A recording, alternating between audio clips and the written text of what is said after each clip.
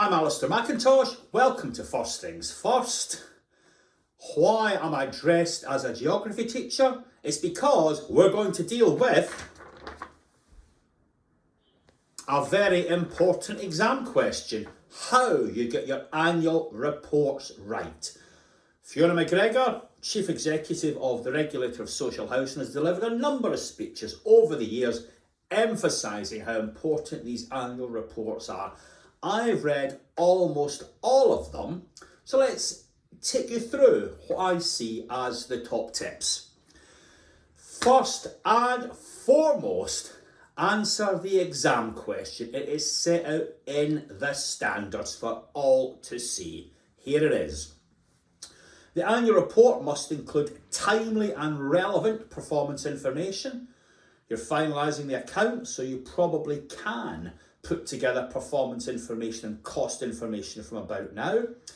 The purpose of the annual report is to support effective scrutiny by tenants of the landlord's performance. You should be seeking to agree the format of the annual report with tenants, and it must include information on repair and maintenance budgets.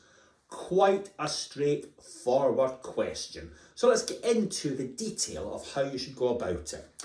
First of all, think about the audience. The audience are tenants. So no corporate boasting, please. And if you must have an introduction from the Chief Executive and the Chair, try and keep it on topics that will make sense to the general public. And as I say, not corporate boasting. Through the year, I would be talking to tenants about what they wanted to see in that annual report, and I'd probably establish a readers group.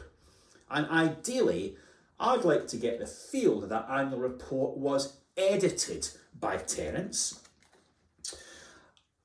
In terms of the content, one of the things that always catches my eye is that many annual reports have fantastic pictures of new properties.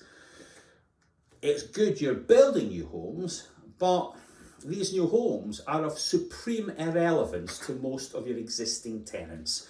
Their chances of getting one of those homes is roughly akin to winning the lottery. So stick to the agenda that matters to your residents. Whatever it is, your research should be showing what that agenda is. It's crucial that you demonstrate you are listening to your residents. Perhaps ignoring this sign would be a good start. It'd be good to see an analysis of complaints, what you've learned, what you've been able to do, what you have not been able to do. So we like those "you said, we did" sections.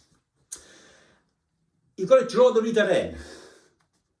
The goal here is not just to comply with the regulation, it's to have a well-read annual report that triggers conversations. How do you do that? Well, first of all, learn from the mass media. Make the document mirror your target audience. So lots of pictures of residents. I particularly liked one annual report that had a picture of young residents on the front. Other organisations with mainly elderly tenants would maybe have folk and gardening competitions. It doesn't matter.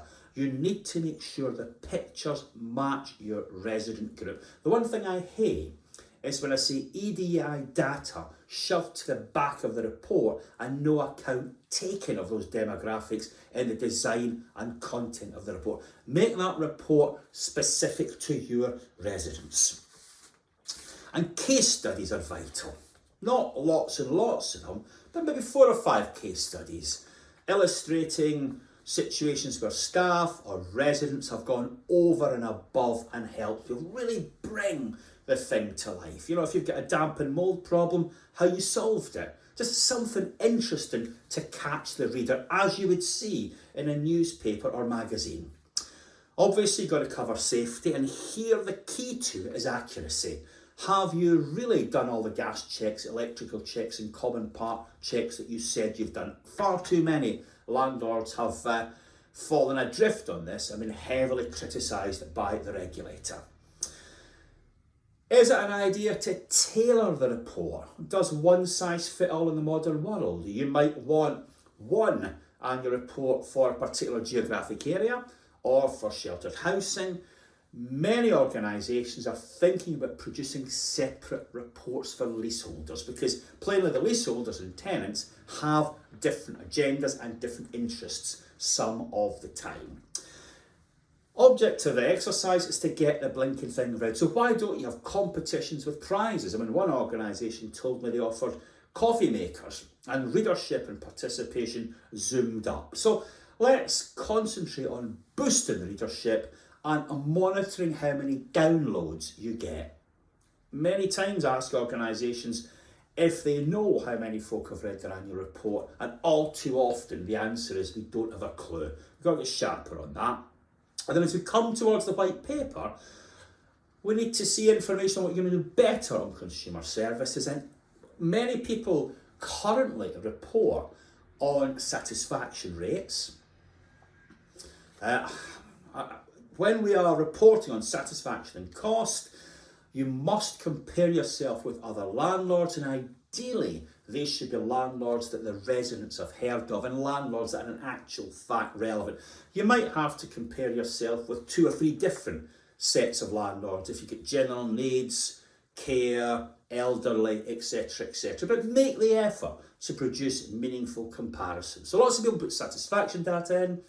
I'm not always convinced by the comparisons, and I only saw one annual report that put in information about CEO pay, which of course will be a requirement when the white paper comes along. So the last points are we need a laser focus on the audience. We like brevity, not some of the 40, 50 page reports we saw. We like clarity, so ditch the jargon. We don't need to know about the operating margin. Honesty, crucial, and don't cherry pick data to make yourself look good. So that is the end of the examination, and I hope you do very well in it. Thanks for your attention. I'm Alistair McIntosh, and I hope to see you all again next week.